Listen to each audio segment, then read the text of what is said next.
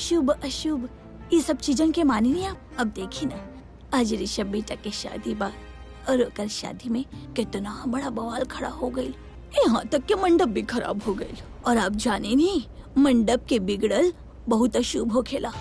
हमके तो ऐसा लग रहा बा कि भगवान हमनी के संकेत दे रहा बा कि शादी ना होके की चाहिए, यहाँ कुछ अशुभ हो रहा बा। I mean, तू ओकरा शादी मत कर ले, ये एगो मौका बा यहाँ से बैकआउट कर सकत है। बैकआउट कर ले अभी के अभी। शर्लिन से शादी मत कर। प्रीता जी से शादी कर ली, वो तो ठीक बाड़ी ना। उंगरा से शादी कर लेता नहीं। चलो ठीक बा। What? तू प्रीता के कहीं बीच में लाओ तेरे तू।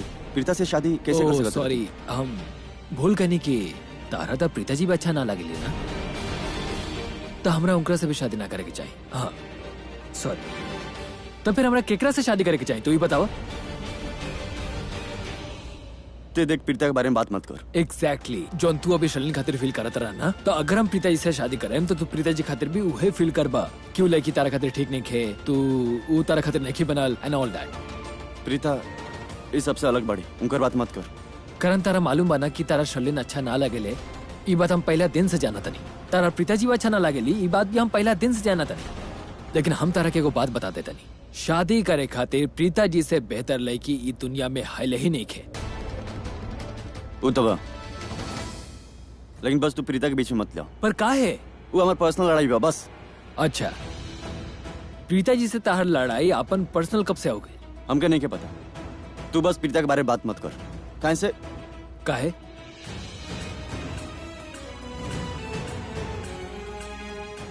कहीं से वो सबसे अलग बड़ी। She is special. अब स्पेशल भी है। उहे लड़की पहले स्पेशल काहे ना रहे? पहले वो हमके अच्छा ना लागत रहे। Exactly my point. ये हम तारा के समझावे की चाहत नहीं। सही था, तारा के प्रीता जी भी नहीं लागत रही, लेकिन अब लागेली। नाउ यू लाइक हर। काहे की समय लागल। वो हमनी के घर पे आवत रही, बड़ लोग के आदर करत रही, अच्छा बुरा के फर्क समझत रही, तारा के बर्दाश्त करत रही। यही से वक्त लागेला करन, वक्त लागेला। शर्लिन के तू आज पसंद ना करेला, बट हो सकता कि तू आगे होकर के पसंद करा। वो इतना बुरा नहीं किया जितना तेरा लगे। बुरा ना लगे, वो बुरा ही बड़ी। देयर इज अ डिफरेंस यार, देयर इज अ डिफरेंस। और यही से तू उनका साथ इतना बुरा कैला। क्या मंडप एक्सीडेंटली ना गिरल रहे, हमारा आंख बा, हम ऑब्जर्व करे, हम देखे नहीं, चुपचाप खड़ा रहा नहीं। तू जानबूझ के मंडप गिरेला कि ना? तू क्यों कि एक तरह से बेइज्जती नहीं कर सकत। दिल तोड़ले बड़ा तू उनकर, शादी तोड़े की कोशिश कर ले बड़ा। तेरा पता मेरे को लड़की खातिर शादी का होला कितना बड़ा चीज होला। हर लड़की के ख्वाब होला, हर लड़की के सपना होला ओकर शादी एगो अच्छा घर में होके, एगो अच्छा लड़का के साथ होके। और शर्लिन भी उहे चाहतिया, उहे करतिया। करन तू 1000 गलती करेला, हम तारा के 2000 बार समझावे नी, तारा के माफ करे नी, लेकिन इस सब के अंदर शर्लिन के क्या गलती बा? अरे यार वो प्रेग्नेंट बाड़ी। Shut up, shut up. कब से तू चाची के बात के रिपीट कर जाता रहा, अभी तक ना भूला तू? यार तू पढ़ा लिखल पड़ा यार, तू केहू के कैरेक्टर पे ऐसे कैसे उंगली उठा सकता है? हमरा उंगली उठेले से उनकर कैरेक्टर सर्टिफिकेट ना बदल जाई। जॉन हम बोलते नु सच बा, प्रेग्नेंट बाड़ी वो। तहार दिमाग खराब हो गइल बा और कुछ नहीं के। तू ओकरा के गलत साबित करे खातिर और खुद के सही साबित करे खातिर ये सब बोलल जाता रहा। हम कुछ भी नहीं की बोलत, हम सच बोलत हई। समझत नहीं के यार तू? देख ऋषभ, तू हमार भाई है, राइट? हम तो छोटा भाई हैं एंड आई लव यू। हम जौन भी बोलेम, जौन भी करम, तोरा भला खाती करम। हम तोरा भला खाती बोलते हैं, इस शादी मत कर, इस शादी से बैकआउट कर जा, समझ ले? इस शादी के मत कर। और मॉम के का बोली, दादी के का बोली, करीना बुआ के का बोली, अपन पूरा परिवार के का बोली? वो लोग के भी कोनो इच्छा होला उनका खातिर भाई। हम जानते नहीं कि तू हमारा भाई बड़ा, हमरा से प्यार करेला, पर करन ये सब कैसे? शर्लिन इतना बुरा नहीं की, और वो आज तक हमरा के कोनो वजह ना दिलस, कुछ गलत ना कैलस कि हम ओकरा के गलत समझी। गलत तो हम के लिए बड़ी ओकरा साथे, वो तो पूरा तरह से रिश्ता में रहे, हम ही ना रहनी। ये बात के गिल्ट बा कि हम ओकरा के वक्त ना देनी, ओकरा के। तो तके का लागल? उता के वक्त देत रह लिया? वक्त ना अपन पूरा जिंदगी दे दिया, शादी करतिया हमरा से। और ओकरा पीछे करे को मकसद बा यार। मकसद खातिर केहू केहू से शादी ना कर लेला, लेकिन वो करतिया। She is not a nice girl, I am telling you. वो मकसद खातिर तोरा से शादी करतिया। देख हमारा पास ना उतना वक्त नहीं है, हमारा दिमाग पहले से ही खराब बा। हम तो के जौन कहते नहीं कर, इस शादी से पीछे हट जाए, बैकआउट कर जा, हम कहते नहीं कर, समझ ली तू? तो मतलब मंडप छोड़ के भाग जाई। तारा मालूम बा कि मंडप में कोनो लड़की के छोड़ल कैसन होला? इट्स नॉट कूल। वो लड़की के पूरा जिंदगी खराब हो जाई, ओकर नाम खराब हो जाई और ओकर इज्जत चल जाई। हम ऐसा लड़का ना ही, हम ऐसा हरकत कबो ना करे। बिना वजह के, बिना कारण के हम ओकरा के बेइज्जत ना करे। अरे हमार भाई वजह बावे। वो वजह तहार वहम बा। ऋषभ, अरे यार ये लड़की हमारी बात सुने लगा है ना। 50 बार हम होके समझाने के ये लड़की सही नहीं खे, ये लड़की सही नहीं खे। अपन जिंदगी बर्बाद करे पे तुलल बा। और ये प्रीता अरोड़ा पता ना कहाँ रह गई।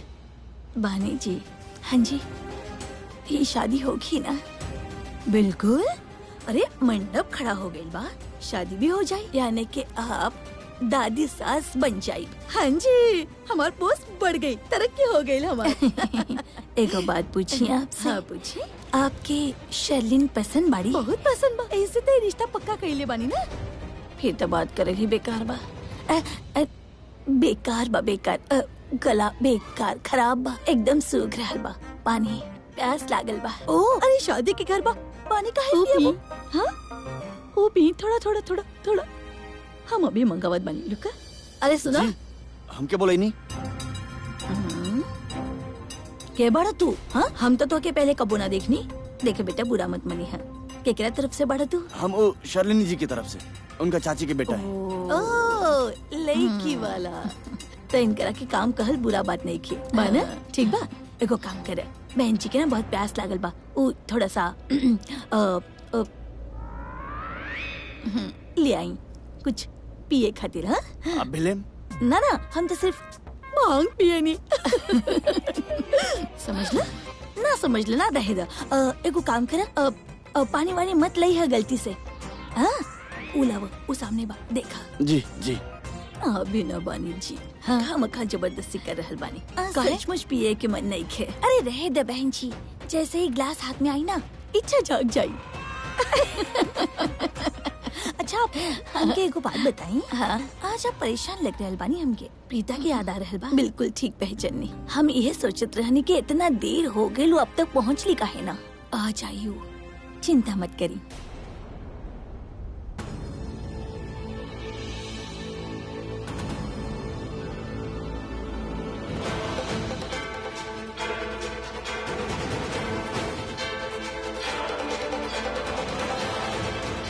ना इतना शर्लिन के बंदा हा, एक सामने के उसे बात ना कर सकिन।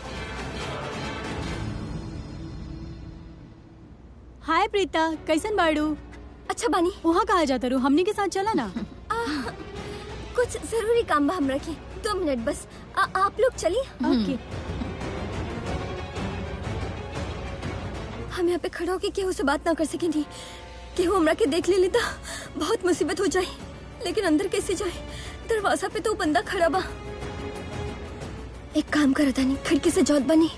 खिड़की कहाँ बा?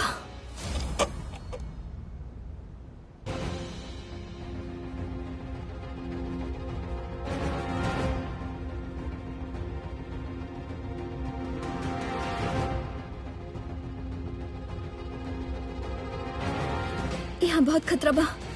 शर्लिन के लोग चारों तरफ घूमत बा। हम अकेले तो कुछ ना कर पाए। हमरा के करण के बोले की पड़ी, जल्द से जल्द। वो यहाँ कहीं भी नहीं की दिक्कत।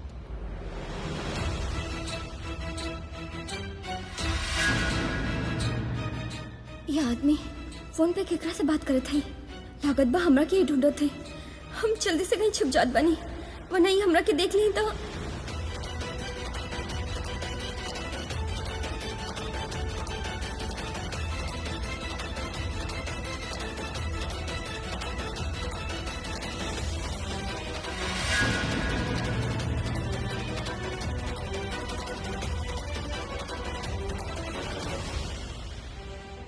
यहाँ तो छिपे के भी जगह ना बा। कहाँ जाए, कहाँ जाए?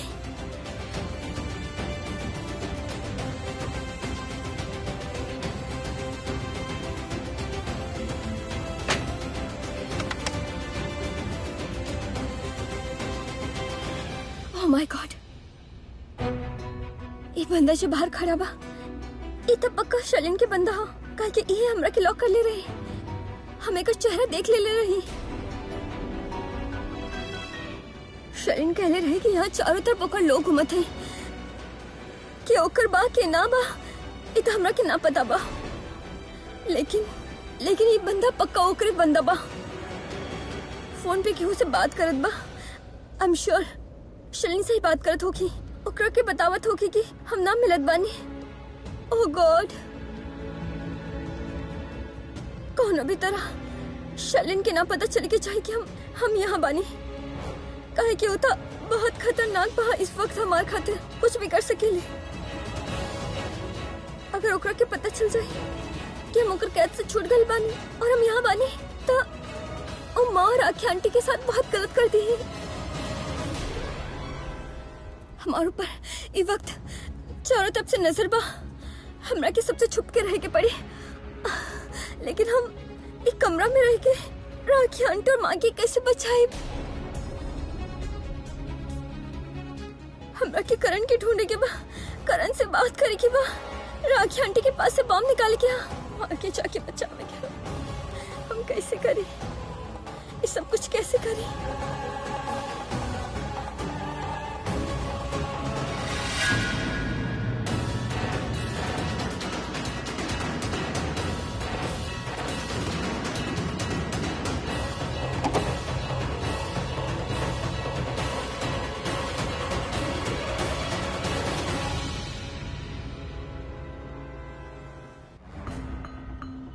जो करे के बा करो, शादी करे के बा, बर्बादी करे के बा, जौन कुछ भी करे के बा करो, हमके का फर्क पड़ता।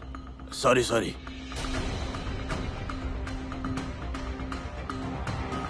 तू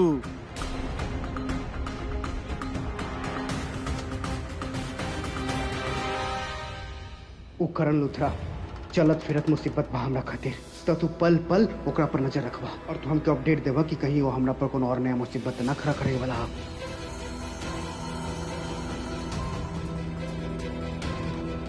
का यार करण, तू अपना भाई का तेजिन बात, हमार भाई हो और ओके हमार वैल्यू नहीं के तका, हमके तबा वैल्यू मीन्स अभी ये एगो इशू पे बस, वरना प्यार तो हमसे बहुत करेला और हमके भी ओकर बहुत फिक्र बा।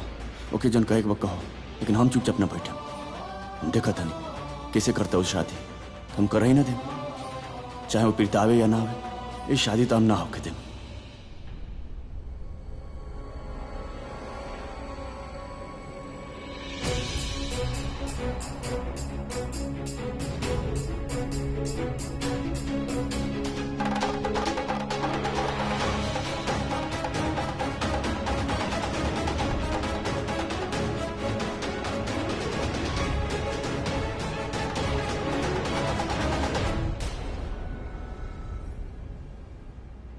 करण तो बहुत अपसेट लगत बा, शायद यही खातिर कि हम अभी तक रिपोर्ट्स लेके ना आई नहीं।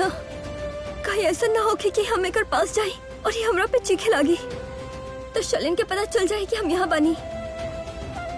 लेकिन करण से बात तो करे के पड़ी।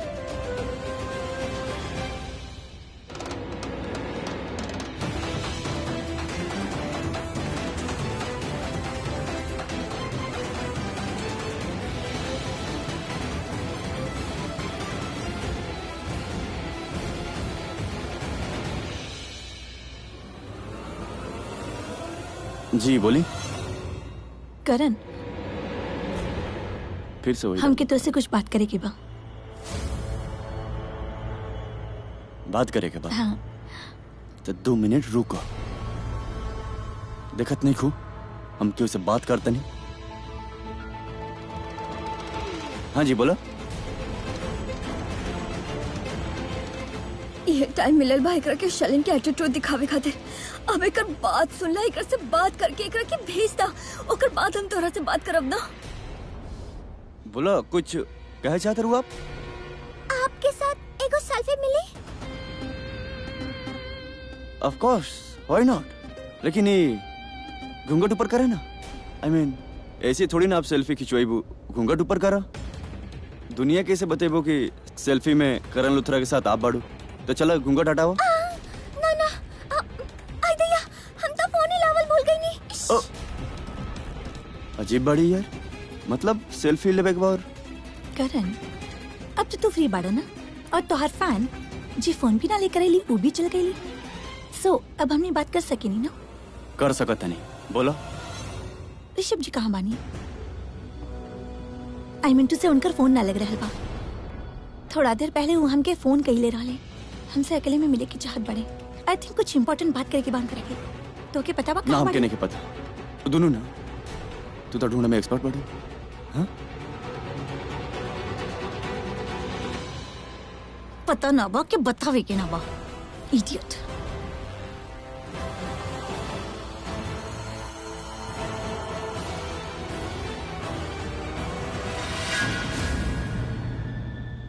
ओह, त शलिन ई आदमी के करण पे नजर रखे खातिर कह लिया। त अभी तो हम करण से ना मिल सके नहीं, वरना पकड़ा जाए। एक काम करत हई, हम अकेले ही जाके राखी आंटी के पर्स से बॉम्ब निकाल के कोशिश करत हनी।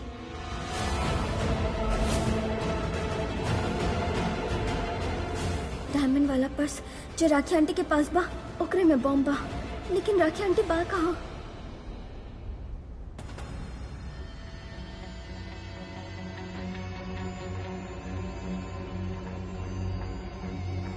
ऋषभ जी आप बुलाई नहीं?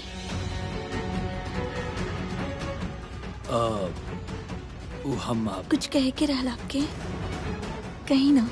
हम आए। का बात बा ऋषभ जी? कहीं आप इस शादी से पीछे तो ना हटे की चाहत बनी ना? ऐसी बात नहीं है।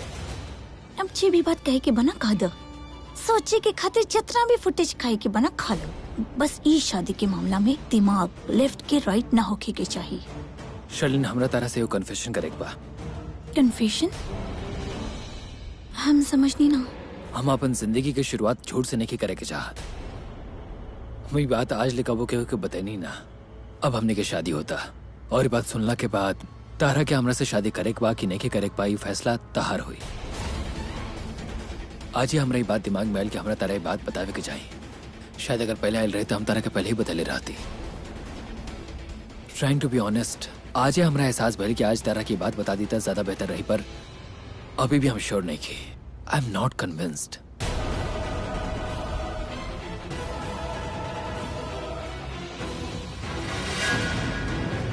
ऋषभ जी हमारी तरफ देखिए।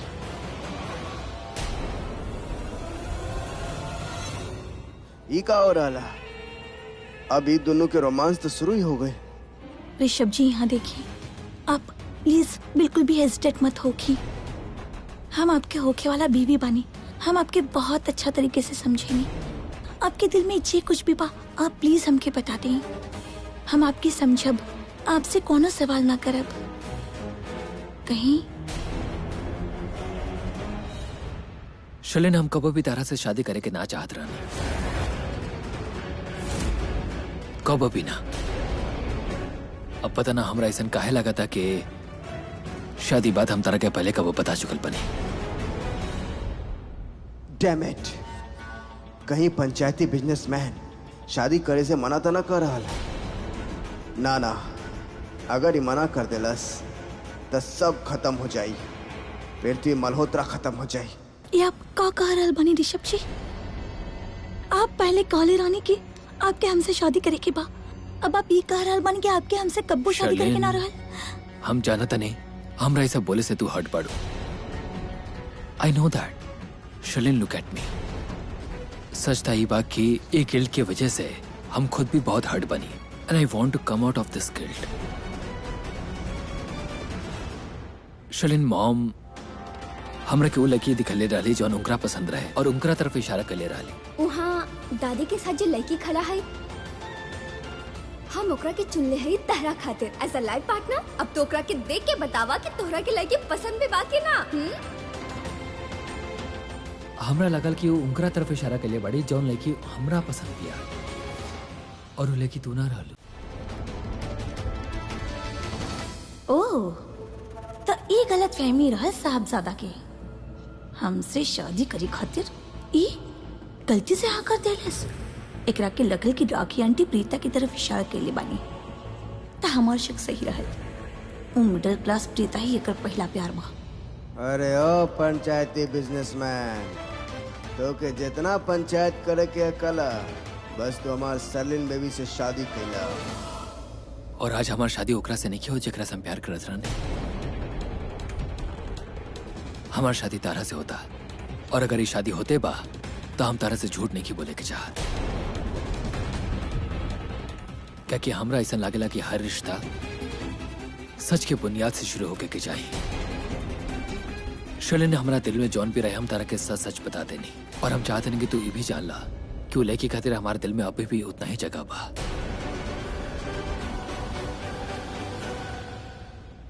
अब हम उ लड़की के नाम पूछब और फिर शादी के बाद यही नाम के हथियार बना के प्रीता के तोहार लाइफ से ब्लॉक कर देब।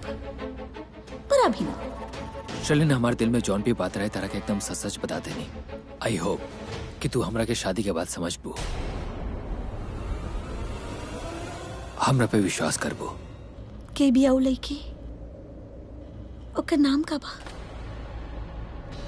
ए मूर्ख के महारानी जानतिया कि वो लड़की के हा, फेनु काहे पूछतिया? आपन सौतन के नाम के पेड़ा बाटे के का एकरा? ओ अब समझ ली, प्रीता जी के नाम की तलवार के बाद में उनके यह आशिक के खिलाफ एकरे पर चलाई।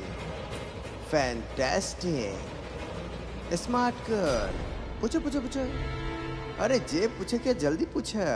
ऋषभ जी, वो लड़के के नाम बताओ जरूरी बा? अगर आपके लागत बाकी बतावल जरूरी बात आप बता ना, दी। हमरा नहीं लागत।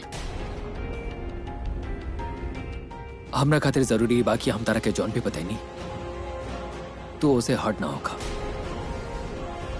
और कोशिश करा कि तू हमरा के माफ कर दा। आप हमके जी कुछ भी कहानियां भी ओकरा से हम बहुत ही हर्ट बने।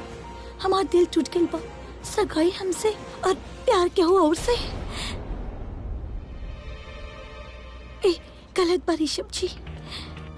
आई नो, लेकिन हम आपकी गलती के माफ कर दें। I forgive you.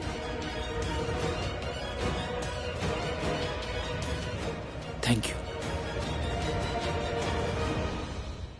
Sorry Rishabh, तू का गलती कैलस? गलती तो हम करे वाला बानी। ऐसन गलती जे तोहार एक घर के पूरे जिंदगी गलत कर दे, सब बर्बाद कर दे।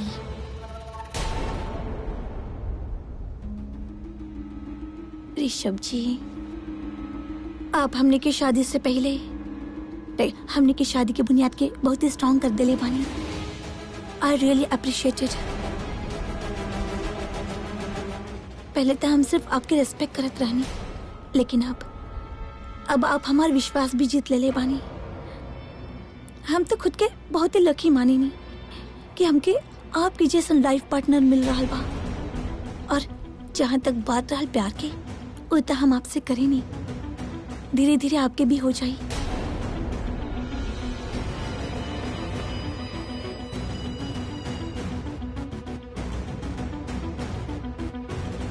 थैंक यू ऋषभ जी। वाह वाह सरलिन बेबी, वाह का परफॉर्मेंस, फैंटास्टिक।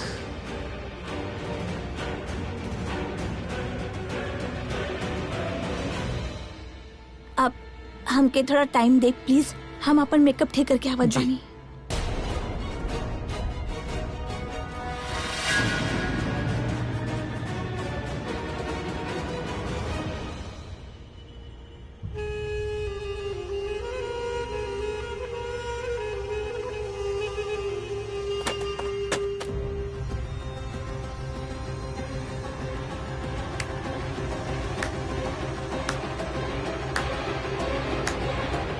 का बात है बेबी, का परफॉर्मेंस देले हो तो, एकदम सीधा मार परफॉर्मेंस। का एक्टिंग के लिए हो तो माने के परी। एक्टिंग न रहल, सब कुछ सच रहल। व्हाट डू यू मीन सच रहे? मतलब तू सच लागल ना? हर एक बात सच लागल ना? बेबी, हमारा सच और हमारा सच्चा प्यार सिर्फ तू बाड़ा। ई भइल ना हमार सरलिन बेबी वाला बात।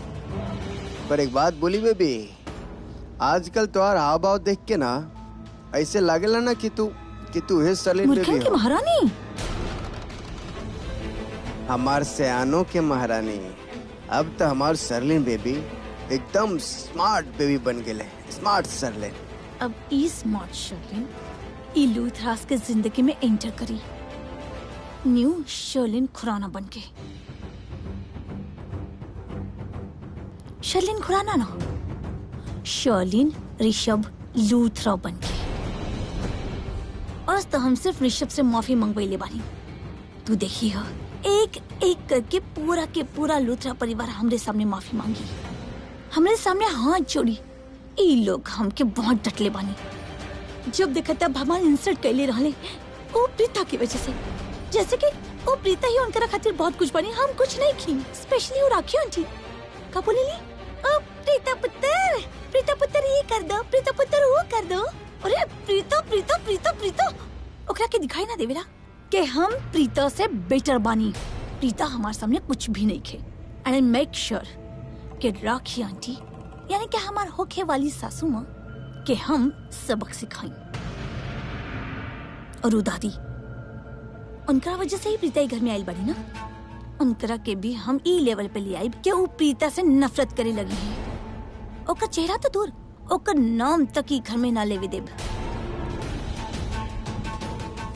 और वो करीना का काले रही हो हमसे कि तू ऐसा बिहेव ना कर सकेलू ऋषभ के साथ। हाँ, जे काम तोके करे की चाहत रहे वो काम प्रीता कर रहल बाड़ी। तोके हमार सपोर्ट के जरूरत बा। हमार सपोर्ट के बिना तू ये घर में कबो भी ना आ सकेलू। हाउ डेयर शी सेड इट। बट वो तो एक घर की बेटी बाड़ी ना। घर की बेटी तो ज्यादा दिन तक मायके में ना रह सकेली बाना। गलत, वो एक घर में रह सकेली अगर उनका के हम सपोर्ट करब था। काहे कि आज के बाद हमके उनकरा के हमार सपोर्ट की जरूरत बा। Wait and watch. और वो घर के फेवरेट लाडला बेटा दिए करण लूथरा खुद के बहुत ओवर स्मार्ट समझेला ना। ओकरा के लागेला कि जे वो कर रहल बा, जे वो कह रहल बा उहे सही बा। न जाने वो हमके का सुनौलस, कितना बार हमार इंसल्ट कइले, लेकिन अब वो खुद के ही विश्वास पे डाउट करी। ओकरा के लागे कि अरे शर्लिन तो इतना अच्छा लड़की बिया, हम ओकरा के साथ इतना बुरा काहे कइनी। And I will make sure. और हमारा प्यारा पति परमेश्वर जिनकर कुछ ही घंटन में हमसे शादी हो जाए, लेकिन अभी भी उनका दिल में प्रीता ही बाड़ी। अब तक वो अपन मुंह से प्रीता के नाम तो ना लेलस, लेकिन अगर लेत ना तो हम ओकर लाइफ खराब कर देती। क्यों ना, लाइफ तो अभी भी खराब होगी, बर्बाद कर दे लूथरास के। ऐसा बिहेव करब जैसे कि हमसे अच्छा बहू ई दुनिया में क्या हो ही ना सकेला। ई लोगन के खुद के विश्वास पे डाउट होके लग जाई। सोचिए इतना बड़ा गलती वो लोग कैसे कर लेहलस। शर्लिन के इतना बुरा कैसे समझ लेनी। अब देखिए पूरा के पूरा लूथरा परिवार हमके आगे पीछे घूमत रही, हमसे माफी मांगी, हाथ पैर जोड़ी, सो दैट हम खुश रह। और हम कहा इट्स ओके, जैसन आप लोग कहीं, लेकिन जैसन वो लोग चाहेले वैसन कुछ ना होगी उहे जे शर्लिन चाहेली।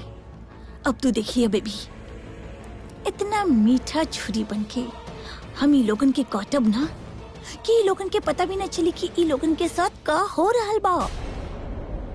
नाउ काउंटडाउन बिगिंस शर्लिन की शादी के और लूथरास के बर्बादी के।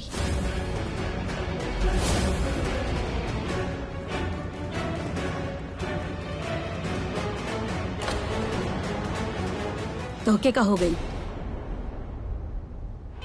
बेबी? हम शॉक्ड है तुम्हारी अवतार देख के। बाकी सारा लोग के तो समझ में आवेला, पर वो करीना आंटी, अरे जे औरत के ई घर में ले आईले, तू ओकरे भी बैंड बजाए पर तुलल हो। तू इतना कमीना कब से हो गई लो? तू यू का कहली चंडी क्या अवतार ले हो और तो के ये अवतार में देख के I like it. I think this is perfect. Anyways अपन मंदा के कॉल करा, चेक करे कि सरला के का हाल बा। जिंदा बा के निकल गई ली। हम बाहर जा रहल बानी।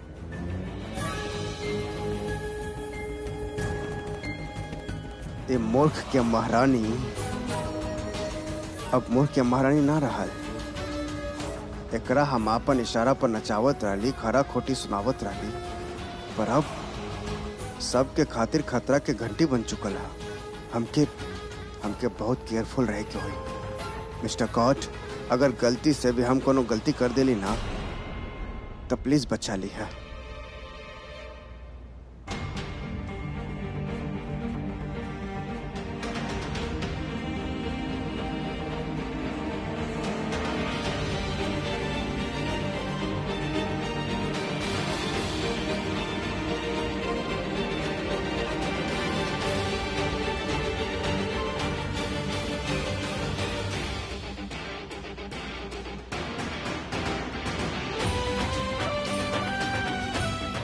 हमारी बात सुना ना तू सुन ले रहा हमारी बात। जब हम तोरा लगे बात करे आई रहनी, हाँ सुन ले रहा तू हमारी बात। चल गए रहे तू वहां से, तो हम तोर बात कहाँ सुनी। मिस्टर ऋषभ लूथरा, एक बात याद रखिए, हमारा तक आज तक केहू ऐसा कुछ नहीं के कहले। I am the Karan Luthra, समझ ले। तू हमारे भाई है। हम सिर्फ इतना ही कहने के वो गलत लड़की से शादी मत कर। हाँ हमके सपोर्ट कर, लेकिन तू मना कर डाले। ठीक है, मत कर सपोर्ट, आई विल मैनेज। करण, तू हमारी बात के समझत कहाँ है समझी? तू समझ ले रहा हमके, हम समझावे आई रहनी तो का ऊपर, लेकिन तू हमारी बात समझ ली। देख ऋषभ लूथरा, हम तोर भाई हैं, आई लव यू, लेकिन आज हमसे ज्यादा इम्पोर्टेंट तू शर्लिन की दहली ओकर बात मान ली, हमार ना। नहीं, ऐसा बिल्कुल नहीं किया और ना कब ऐसा हुई। तू बात के समझत नहीं का, हमार कह के मतलब हम क्या कुछ नहीं के समझे के। जब हम समझावे आई रहनी तो तू पलट के चल गई रहे। अब हम जाता नहीं। करण, हमारी बात सुना।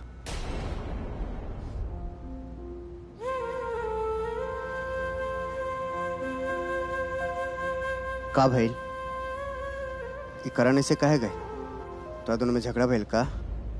ना डैड, तो फेनु करण बड़ हो गए, लेकिन एकर बचपन अभी भी गल नहीं के। एकर अंदर अभी भी एगो छोटा सा मासूम सा बच्चा बा। वो हमरा से झगड़ा करके गइल बा। कोनो बात ना, ओकर हक बनेला। पहले हम ओकर बात ना सुननी, अब वो हमार बात नहीं के सुनत। बच्चा करेला ऐसा। बचपना तो है ओकरा में, लेकिन ये ऐसा बचपना काहे दिखा रहा? कैसन का भइल तोरा दोनों के बीच में? कुछ न डैड, वो चाहता कि हम शर्लिन से शादी ना करें। And how is it possible dad? बात एजले पहुंच गई बा, हमने के मंडप में पहुंच गई बानी। अब हम कैसे शादी ना करें? करण का चाहेला वो इम्पोर्टेंट ना बेटा, तू का चाहता बेटा। तोहार चेहरा, तोहार आँख बहुत कुछ बोल रहा। हमके तू सिर्फ इतना बताओ कि ये जज्बात करण के बात के लेके हा या के और के लेके? डैडी, सब बात करके अब का फायदा? नाउ इट्स टू लेट डैड। कोनो लेट ना भइल है। फायदा या नुकसान तू मत सोचा, तो सिर्फ हमके ही बतावा तोहार मन में का हा, और बतावा। बोला ऋषभ।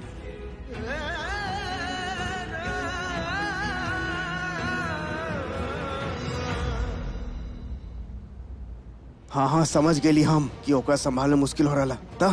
ओकर चिंता मत करा सर। चिंता तब हमारी बा कि हम उनका सर पे गन रख देला रहनी। व्हाट? सर पर गन रख देले रहला? जन माजी बड़ी ना, वो हमार दिमाग सटका के रख देले बड़ी। अगर हमार पूरा तरह दिमाग सटक गेल नु सर, तो आप लोगन के उनके मारे के गुड लक ना मिली। ओकरा से पहले हम ही उनके मार देम। अरे ओ बड़ा के गुंडा, गलती से भी ऐसा मत करिया, गलती से भी गोली मत चलिए, वरना यहाँ खड़े खड़े तोहार भेजा में वहाँ गोली घुस जाए तो पता भी न चली, समझला? वो बहन जी के सिर्फ हैंडल करे क्या तब तक, जब तक सलीन बेबी ओका से मिल ना ले, तब तक की शादी ना हो जाए। एक बार शादी हो जाए, ओकरा बाद वो बहन जी के फेनू से पानी में फेंक दे, और ये बार ऐसा फेंका कि वो बाहर ही ना आ पाई है। समझ गए क्या करे क्या? ठीक बा सर, समझ गए नहीं। गुड।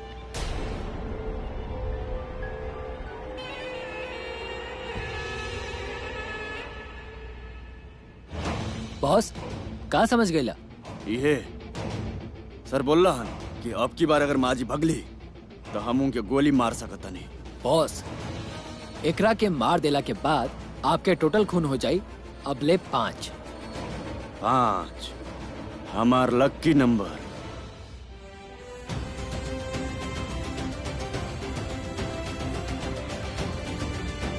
इतना सारा लोग, अब एकरा में से राखी आंटी के कहाँ ढूंढे? कैसे बताएं उनका कि उनका पर्स में बॉम्ब है?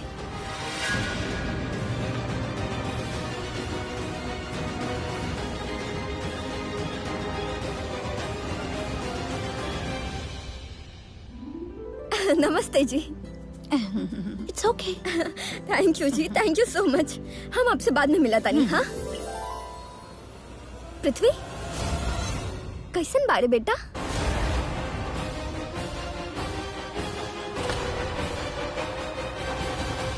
तो ठीक है अभी तक। अभी तक मतलब? हाँ, अब हम समझ नहीं। इस शादी के माहौल देख के नर्वस हो रहल बाड़े ना? काहे कि बहुत जल्द तहार शादी पिता के साथ होवे वाला बा, राइट? Excuse me aunty. अरे पृथ्वी, सुना था?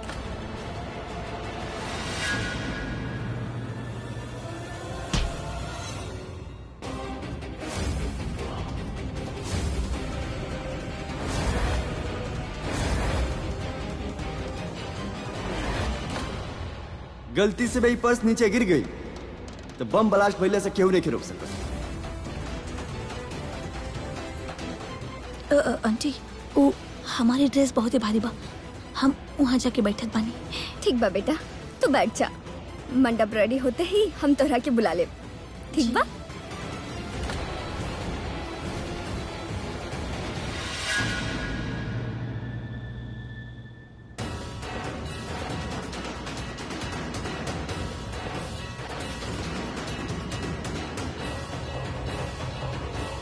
राखी आंटी अकेला है, मंडप की तरफ जावत है। कोनो तरह से राखी आंटी से उनका बैग ले लेता नहीं। अरे वाह, मंडप फिर से तैयार हो गई बादी। रियली भाभी, जानत बानी आप, जब भी मंडप गिरल रहे ना, हमके बहुत टेंशन हो गई रहे। आई जस्ट कांट बिलीव इतना जल्दी वापस बन भी गई। एक्चुअली या यू आर राइट करीना। संजना, कई बार जब बुरा होखेला ना, तो जरूर ना बुराई खातिर होखे, अच्छाई खातिर भी होखेला। So don't worry and think positive, okay? Right.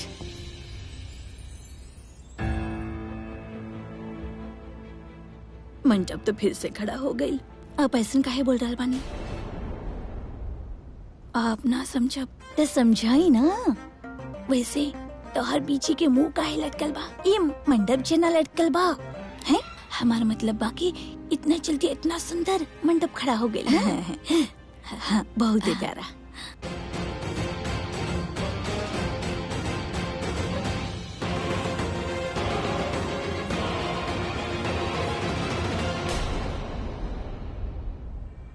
मामी जी, जी बेटा।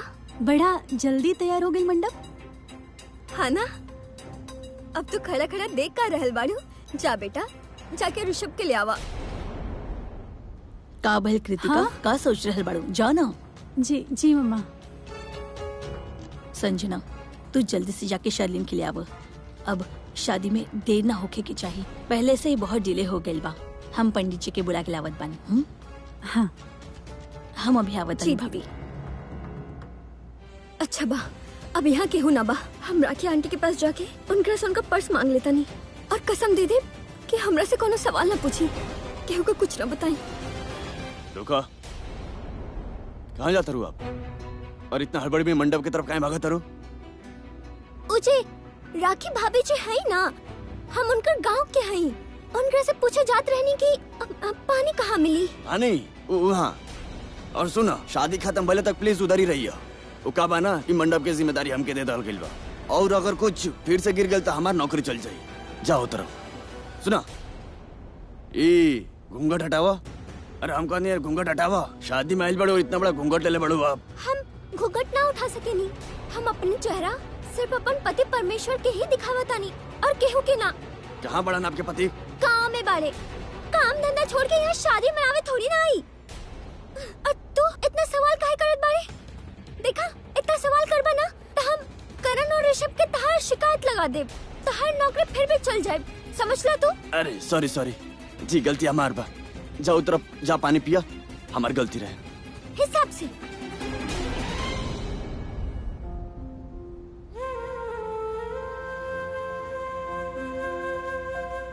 चली ना जाए क्या है?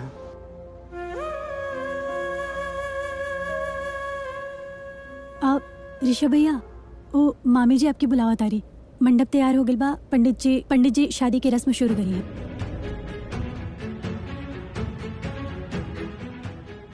चले गए। Come on.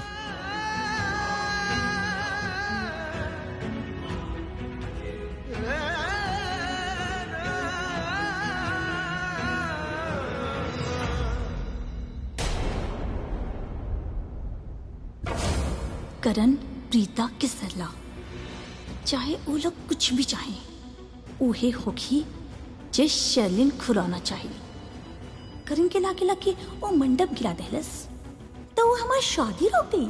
पर मंडप गिरावे से होगी का? ओकरा के सिर्फ टाइम ही मिली ना, पर वो टाइम के करी का वो प्रीता तो यहाँ आवे वाली नहीं थी। पर अगर आ भी गई ना तो आवे के बाद ओकरा के साथ गड़बड़ी ही होगी।